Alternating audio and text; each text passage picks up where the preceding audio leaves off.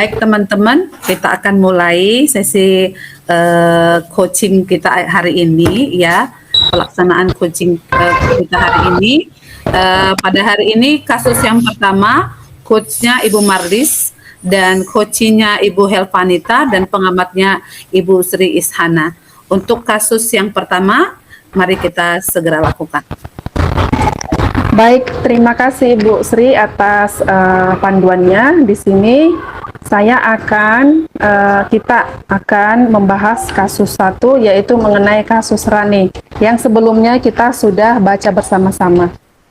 Untuk kasus tidak usah dibacakan lagi, langsung saja kita ke coach dan kucinya. Siap Bu Helva? Siap, Baik, Bu. kita mulai. Saat jam pelajaran sedang berlangsung, seorang ibu guru sedang melihat anak muridnya berjalan di lorong sekolah. Selamat pagi, Rani. Mau kemana, nak? Selamat pagi, Bu. Mau pergi ke perpus, Bu? Oh, ada perlu apa ke sana kamu, nak? Mau lihat-lihat buku, Bu. Sekalian mau mengembalikan buku. Kemarin saya pinjam buku dari perpustakaan. Oh, begitu ya. Buku apa ya yang kamu pinjam itu? Kemarin saya pinjam buku bahasa Inggris sama kamus bahasa Inggris. Oh, begitu. Apakah kamu senang dengan pelajaran bahasa Inggris? Senang, Bu. Sebenarnya saya itu suka semua mata pelajaran, tapi saya tuh lebih suka sama bahasa Inggris. Wah, wah, wah. Sudah sejauh mana kamu bisa mengikuti pelajaran bahasa Inggris, nak? Oh, belum terlalu jauh, Bu. Cuman saya sudah bisa menerjemahkan sebuah teks dalam bahasa Inggris, terus udah bisa menjawab pertanyaan. Terus saya juga dapat nilai yang bagus, Bu. Oh, iya ya, Ibu senang mendengarnya. Bagaimana kamu bisa mengetahui jika jawabanmu tadi benar dan nilaimu bagus? Bagaimana kamu mengetahuinya? Kan kalau saat latihan sama saat ulangan, saya selalu mendapatkan nilai 100, Bu. Oh begitu. Oh Iya, iya ya, pantas saja jawabannya sangat positif dan percaya diri. Oh iya, Ibu atas pujiannya. iya. Oke. Selain memahami teks dan mendapatkan nilai yang bagus, adakah hal lain yang kamu kuasai dalam pelajaran bahasa Inggris? Ada, Bu.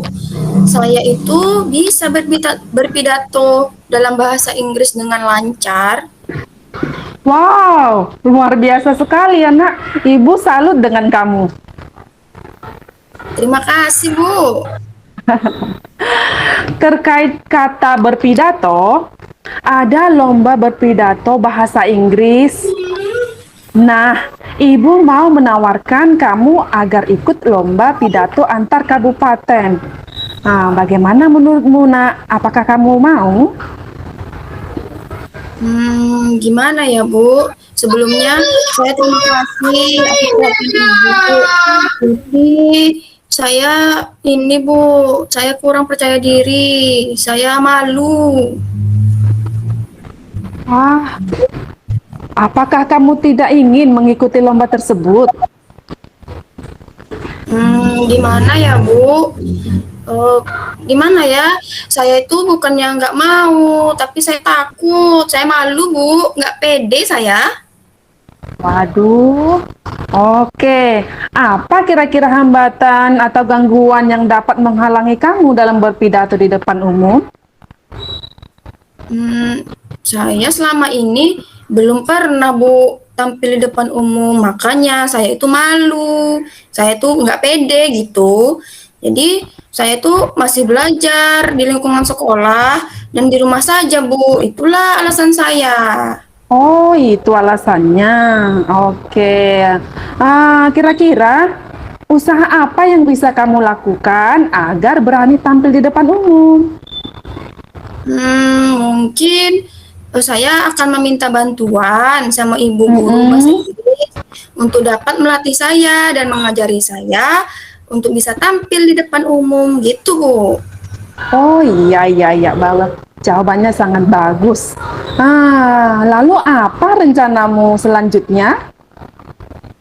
Mungkin saya akan mulai berpidato di depan kelas dulu lah ya, Bu ya, sama Oh teman-teman iya iya. dulu supaya saya itu bisa pede. Jadi bisa ikut Mm. tampil di saat lomba tuh pede gitu, Bu. Oh iya, jadi lebih percaya diri ya. Iya. Oke, baiklah. Ibu sangat menghargai jawaban kamu. Ibu juga apresiasi usaha kamu. Semoga niat dan usahamu lancar dan sukses ya, Nak. Amin. Terima kasih banyak ya, Ibu. Terima kasih atas dukungannya dan terima kasih Iya, juga Nak. Iya, oke, Bu. sama-sama. Iya. Baik, terima kasih Ibu Marlis dan Ibu Helvanita. Pengamatan dari saya, yang pertanyaan saya sampaikan is good ya, bagus sekali yang telah Bapak Ibu perankan. Yang Iya. pertama yang saya lihat di sini sudah ada coachingnya berdasarkan pembelajaran kita secara tirta ya. Sudah ada di situ adanya tujuan yang ingin dicapai, yaitu supaya Rina di sini bisa atau mau mengikuti yaitu lomba pidato bahasa Inggris. Di situ juga sudah ada tadi identifikasi ya permasalahannya apa gitu. Tadi di situ Iya. dia mengatakan bahwa dirinya belum merasa mampu karena dia belum pernah ikut lomba pidato secara umum gitu. Kemudian yang kedua yaitu yang ketiga ya, ada rencana aksi yaitu berniat untuk menjumpai dari diri sendiri, dari oleh Rina tadi, diri sendiri untuk mau menjumpai guru bahasa Inggrisnya untuk menemukan kiat-kiat bagaimana pidato dengan baik di bersama nantinya untuk ikut lomba. Kemudian tanggung jawab. Nah, itu tanggung jawabnya tadi sudah ada juga di situ bahwa Rina akan melakukan pertemuan dengan guru bahasa Inggris dan berlatih pidato tadi sudah dilakukan. Demikian yang dapat saya sampaikan sebagai pengamat dalam praktek coaching pada kita pada kasus yang pertama. Baik, baik Ibu Sri, terima kasih atas masukannya. Saya pribadi dan Ibu Helvanita mengucapkan terima kasih karena masukannya sangat baik. Baik, sekarang kita akan lanjut ke kasus yang kedua ya. Kasus yang kedua, baik. Kasus yang kedua di sini coachnya adalah Ibu Helvanita, kemudian coachnya Ibu Sri Isana Ginting dan pengamatnya Ibu Marlis. Baik, kita langsung masuk ke kasus yang kedua. Terima kasih Bu Sri atas panduannya. Baiklah, kita akan masuk kepada kasus yang kedua. Langsung saja kita masuk kasus yang kedua ya, Ibu. Ya, baik. Nah, hai Nak Sri. Lagi ngapain? Ya, Ibu, silakan Ibu. Bolehkah Ibu Nita bertanya? Boleh, Bu. Ada apa ya, Bu?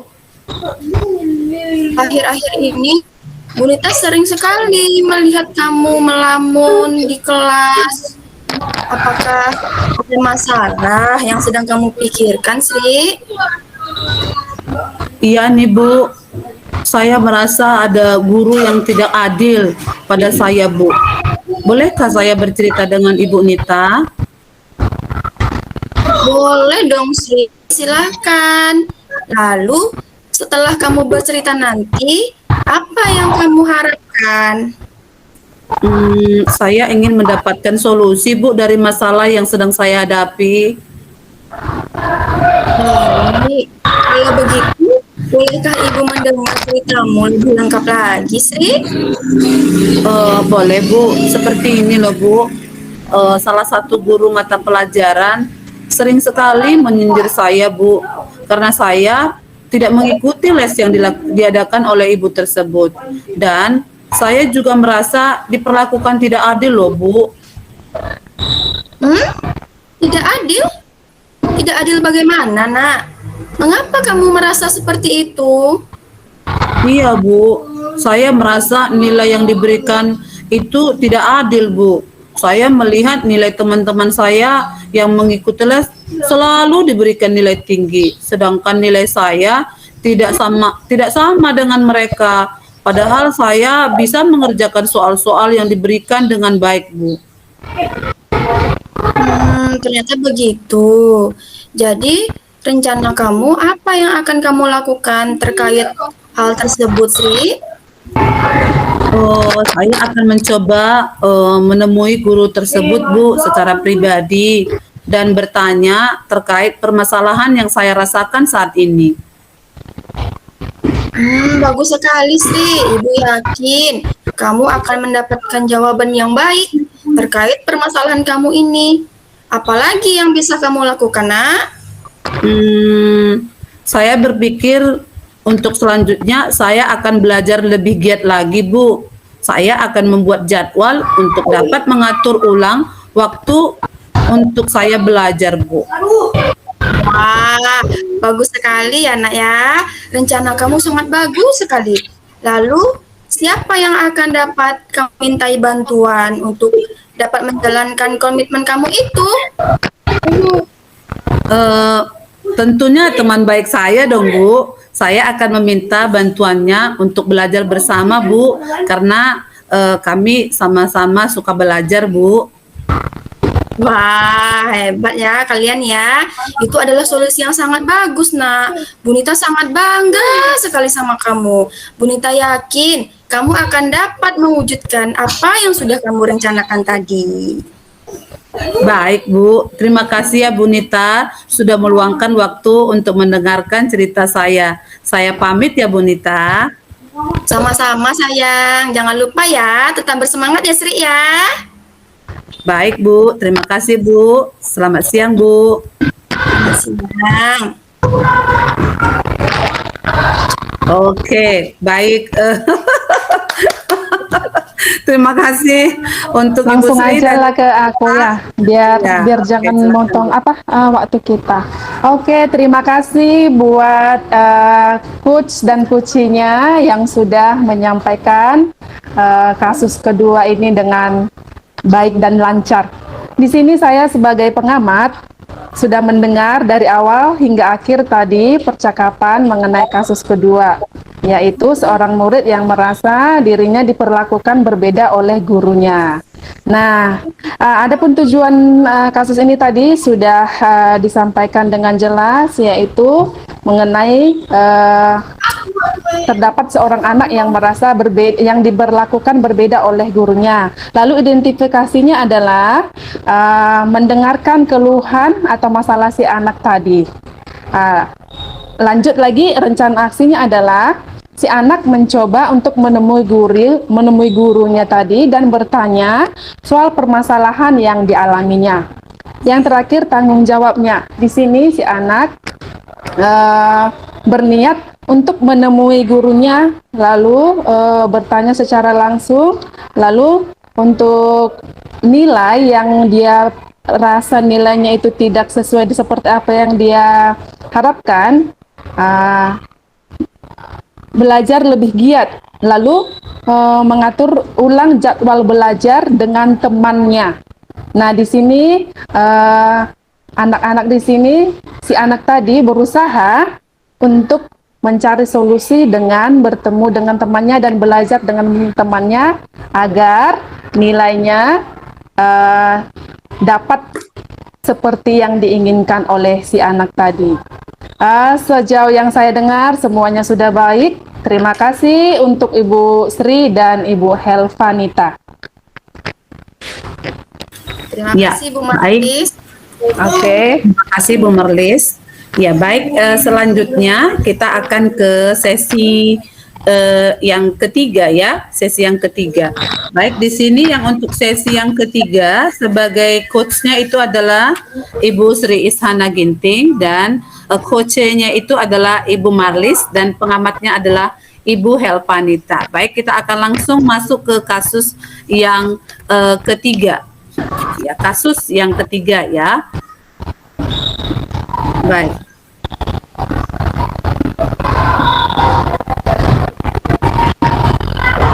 Selamat siang Bu Sri, lagi sibuk Bu?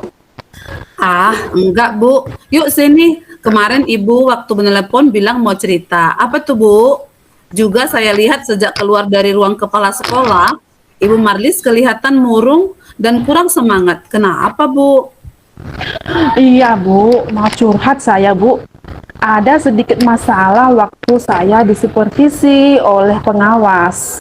Makasih ya Bu sudah mau mendengar masalah saya ini. Iya, jadi apa yang bisa saya bantu Bu? Dan apa yang ingin Ibu Marlis capai dari hasil diskusi kita hari ini Bu? Begini Bu, saya hanya ingin dapat solusi dari masalah saya Bu. Terus juga bagaimana saya bisa lebih kreatif dalam belajar mengajar Bu. Coba Ibu Marlis ceritakan apa yang Ibu Marlis alami dan rasakan saat ini. Gini loh Bu, saat ini saya sangat bingung dan ragu dengan pengajaran yang saya berikan dan merasa tidak nyaman dengan apa yang disampaikan kepala sekolah. Kira-kira apa yang membuat Bu Marlis merasa tidak nyaman dan bingung ya? Saya merasa nggak nyaman dan bingung karena saya ditegur oleh kepala sekolah karena diadukan oleh pengawas. Padahal saya merasa saya sudah melakukan pengajaran dengan baik dan tepat loh Bu. Oh gitu ya Bu ya. Coba Ibu jelaskan bagaimana kejadiannya Bu? Begini, saya mendapatkan teguran dari kepala sekolah, Bu, di mana kepala sekolah menerima laporan dari pengawas sekolah yang melakukan supervisi saat saya mengajar. Pengawas sekolah yang melakukan supervisi keberatan ketika saya mengajar tanpa buku teks. Ketika diingatkan pengawas tersebut, saya menyampaikan jika saya tetap mengacu pada kurikulum walaupun tidak menggunakan buku teks. Tapi Bu, pengawas tersebut tampaknya tersinggung dan memberikan laporan tentang hal itu kepada kepala sekolah, sehingga saya ditegur kepala sekolah, Bu. Oh begitu ya Bu ya. Jadi Ibu Marlis merasa nggak apa-apa waktu itu kalau mengajar tanpa buku teks dan merasa saat ini merasa bersalah karena mengecewakan Kepsek dan pengawas Bu. Iya loh, Bu. Jadi apa yang Ibu Marlis rasakan sekarang dan kira-kira apa yang Ibu Marlis pikirkan untuk dapat menyelesaikan masalah ini Bu? Saya merasa menyesal tidak mendengarkan nasihat pengawas tersebut dan menyesal karena keegoisan saya, Bu, sampai ibu kepala sekolah menegur saya. Bagaimana tentang saran pengawas yang mengatakan untuk membawa buku teks ke kelas menurut Ibu Marlis? Sebenarnya tidak ada salahnya pengawas menyampaikan hal itu, karena maksud pengawas itu baik untuk menghindari saya keluar dari kurikulum. Sekarang, saya membawa buku teks ke dalam kelas untuk memperbarui sistem pengajaran saya. Saya ingin minta maaf dan juga saya akan belajar terus mendengarkan setiap nasihat yang diberikan orang lain dan juga semakin kreatif dalam pembelajaran yang akan saya berikan kepada anak-anak, Bu. Oh iya Bu ya. Kalau Iya, begitu Bu Marlis, bisa saya simpulkan bahwa Bu Marlis menyesal saat ini telah menyinggung pengawas, menyesal juga karena terlalu sombong dan membuat kecewa kepala sekolah. Begitu kan Bu? Iya, Bu, kira-kira memang begitu. Jadi Ibu Marlis sudah tahu penyebab kenapa Ibu Marlis merasa murung, kurang nyaman dan menyesal. Terus adakah hal lain yang menghambat Ibu Marlis untuk melakukan pembelajaran dengan tetap menggunakan buku teks? Tidak ada lagi, Bu, karena menurut saya pengawas dan kepala sekolah telah memberikan saran yang baik untuk kemajuan pembelajaran saya. Saya saja yang merasa sok hebat, semua cara pembelajaranku itu sudah benar. Ternyata itu salah, Bu. Nah, Bu Marlis, kira-kira selanjutnya apa yang akan Ibu Marlis lakukan? Maksud saya, apa yang menjadi prioritas pertama yang akan Ibu Marlis lakukan? Pertama, saya akan menjumpai ibu kepala sekolah dan meminta maaf tentang hal yang saya lakukan. Kedua, saya juga akan meminta maaf kepada pengawas melalui kepala sekolah dan juga akan meminta saran dari kepala sekolah bagaimana caranya saya minta maaf secara langsung jika lain waktu pengawas datang ke sekolah kita lagi. Iya, sangat bagus itu Bu Marlis. Langkah-langkahnya sangat tepat sekali. Kita harus berani mengakui kesalahan dan menerima masukan dari orang lain. Kira-kira ada hal lain yang akan Ibu Marlis lakukan nantinya untuk meningkatkan pembelajaran selain menerima saran dari pengawas? Saya akan menambah buku-buku literasi saya, Bu, dan akan saya bawa ke kelas untuk meningkatkan kreativitas saya, Bu, sehingga saya tidak merasa monoton dengan buku teks yang saya bawa dan anak-anak dapat menikmati pembelajaran dari buku teks sehingga pembelajaran semakin terarah, Bu. Wah, ini keren sekali Bu Marlis tentang menambah buku teks. Coba Ibu Marlis jelaskan tentang ini lebih jauh lagi Bu Marlis. Maksud saya akan menggunakan berbagai jenis buku dalam pelajaran dari berbagai penerbit dan juga bisa saya cari dari internet untuk menambah variasi soal dan pembelajarannya. Karena saya suka membaca buku, Bu. Dari diskusi kita ini, apakah Ibu Marlis bisa menceritakan kembali apa yang akan Bu Marlis lakukan berikutnya? Ya, Bu, saya akan bertemu dengan kepala sekolah dan meminta maaf dan menyampaikan kepada pengawas jika saya minta maaf dan akan meminta maaf secara langsung ke pengawasnya juga. Saya akan menerima saran dari pengawas untuk membawa buku teks ke dalam kelas dalam setiap pembelajaran saya ketika saya mengajar. Saya juga akan terus meningkatkan sistem pembelajaran supaya saya tidak melenceng dari kurikulum dan membawa berbagai jenis buku teks dan memanfaatkannya untuk peningkatan kreativitas pembelajaran saya, Bu. Ya, sangat bagus Bu Marlis. Saya sangat senang kalau Bu Marlis telah menemukan solusi dari permasalahan Ibu Marlis dari diskusi kita hari ini. Lalu komitmen apa yang akan Ibu Marlis lakukan untuk menjalankan rencana ini, Bu? Hari ini saya akan menemui kepala sekolah, meminta maaf, dan juga menyampaikan kepada kepala sekolah bahwa saya telah salah. Lalu saya akan meminta maaf secara langsung kepada pengawas saat pengawas datang ke sekolah. Ya, bagus sekali Bu Marlis. Ibu Marlis pasti bisa meminta maaf dengan tulus dan berbesar hati menerima kesalahan. Saya banyak belajar dari diskusi kita hari ini Bu Marlis, sehingga kita semakin kreatif memanfaatkan buku teks dalam pembelajaran kita. Terima kasih ya Bu Marlis. Iya, Bu, saya juga mengucapkan banyak terima kasih ya, Bu. Terima kasih. Oke, demikian. Silakan langsung kepada pengamat kami, Ibu Helpanita. Baik, tadi yang sudah disampaikan itu sangat bagus sekali ya Ibu. Coach serta coachingnya sangat bekerja sama sekali. Jadi di situ tadi pada bagian pembuka, coachnya telah mengajukan mengenai tujuan sesi coaching yang memperjelas arah proses coaching yang berlangsung. Lalu pertanyaan coach tadi itu sudah mengarah pada identifikasi dari potensi yang coach miliki untuk menyelesaikan masalah yang dihadapinya. Coach juga telah memberikan umpan balik yang tepat untuk mengidentifikasi potensi coach tersebut.